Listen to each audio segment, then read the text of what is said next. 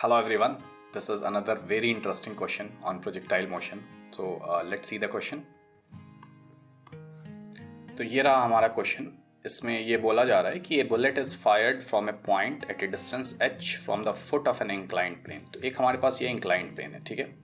ये inclined plane ground से आपकी अल्फा एंगल बना रही है, ठीक है.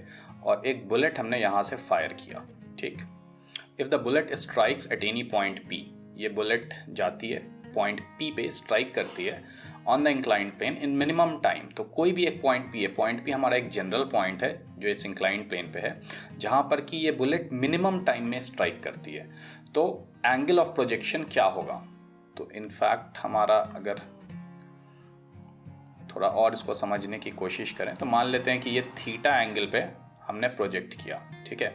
तो थीटा एंगल प्रोजेक्ट किया तो बुलेट कुछ इस तरह से गई और पॉइंट P पे आपके स्ट्राइक किया मिनिमम टाइम पे. ये इंपॉर्टेंट है आपका मिनिमम टाइम, ठीक है. तो हमें एंगल ऑफ प्रोजेक्शन निकालनी है या बोल सकते हैं थीटा निकालना है. तो इस वीडियो को पहले पॉज कीजिए आप लोग, थोड़ा देर खुद से इस क्वेश्चन को ट्राई कीजिए, बनाने की कोशिश कीजिए. थीटा आप h और अल्फा के टर्म में निकालने की कोशिश कीजिए. तो चलिए अब इसका सॉल्यूशन देखते हैं किस तरह से हम लोग इसको सॉल्व कर सकते हैं. तो सबसे पहले तो मान लेते हैं कि जब ये पॉइंट P पे स्ट्राइक किया तो ये जो आपकी डिस्टेंस है ये y मान लेते हैं और ये जो डिस्टेंस है हमारी ये x मान लेते हैं, ठीक है. अब देखते हैं हम x एक्सिस पे अगर हम लिखें तो मान लेते हैं कि इसको u वेलोसिटी से प्रोजेक्ट किया गया था, ठीक है. तो x एक्सिस पे हम लोग देखते हैं कि क्या है. तो x जो होगा हमारा, x डिस्टेंस जो इसने ट्रैवल किया, ठीक है, वो हमारा क्या हो जाएगा, u cos theta into T हो जाएगा, राइट. और y एक्सिस में अगर हम लिखना चाहें तो क्या हो जाएगा, y डिस्टेंस जो इसने ट्रैवल किया, y is equal to u t plus half a t square. Initial velocity along y हमारी क्या है, u sine theta into t minus half g t square. ये हो जाएगा हमारा y. अच्छा, y को यहाँ पे हम लोग एक चीज़ और लिख सकते हैं. y को क्या लिख सकते हैं, y को क्या हम लोग इस तरह से लिख सकते हैं, इधर देखिए,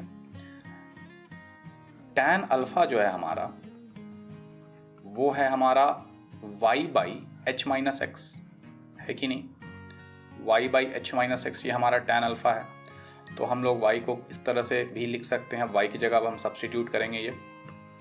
तो देखिए y की जगह हमने लिखा h minus x into tan alpha, h minus x into tan alpha, ठीक है. ये हमारा हो गया u sine theta T minus u sine theta T. g की वैल्यू 10 है तो 10/2 5t स्क्वायर हम इस तरह से लिख सकते हैं. ओके, तो y को हमने x के टर्म में कर लिया. एक थीटा है हमारे पास, t है हमारे पास, राइट. x को फर्स्ट इक्वेशन से हम लोग u cos थीटा t लिख सकते हैं. तो h minus u cos theta t into tan alpha that is equal to u sine theta t minus 5t square, ऐसे लिख सकते हैं हम लोग, ठीक है. ये हो गया. अब यहाँ पे बोल रहा है टाइम मिनिमम है, ठीक है. तो for time to be minimum, time minimum कब होगा, किस वैल्यू ऑफ थीटा के लिए टाइम मिनिमम होगा.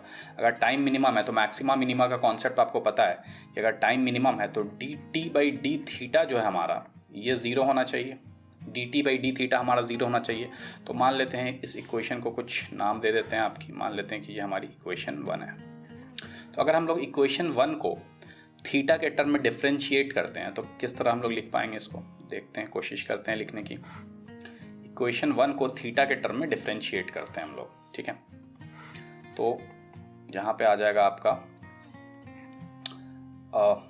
h tan अल्फा, h और अल्फा दोनों कांस्टेंट है तो इसकी डिफ्रेंशिएशन तो हमारी ज़ीरो हो जाएगी.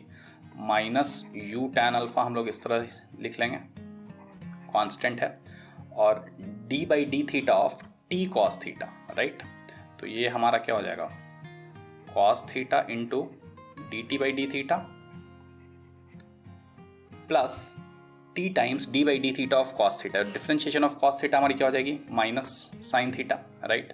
तो माइनस टी साइन थीटा ये हो गया हमारा लेफ्ट हैंड साइड का. राइट हैंड साइड पे आते हैं अब हम लोग. तो u आपका कॉमन हो जाएगा और उसी तरह आपका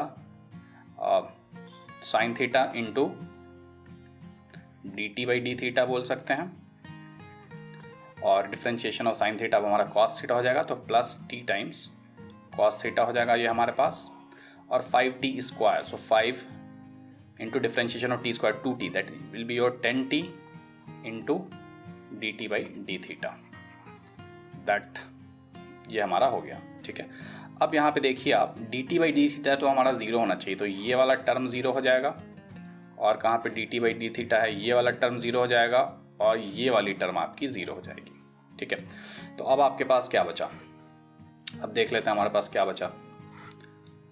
अब हमारे पास बचा minus minus plus u t u t tan alpha into sine theta, right, u t tan alpha into sine theta, that is equal to u t cos theta, right, u t cos theta, ये हमारे पास हो गया। अब यहाँ पे क्या है कि टी भी आपका कैंसिल कर सकते हैं हम लोग, और यू भी हमारा एक कैंसिल हो जाएगा, तो यू टी हम लोग कैंसिल कर लेते हैं। तो क्या बचा, sine theta by cos theta, tan theta आपको हो गया 1 बाई टैन अल्फा या आप कॉट अल्फा, तो यहाँ से आपकी आ गई tan theta is equal to cot alpha.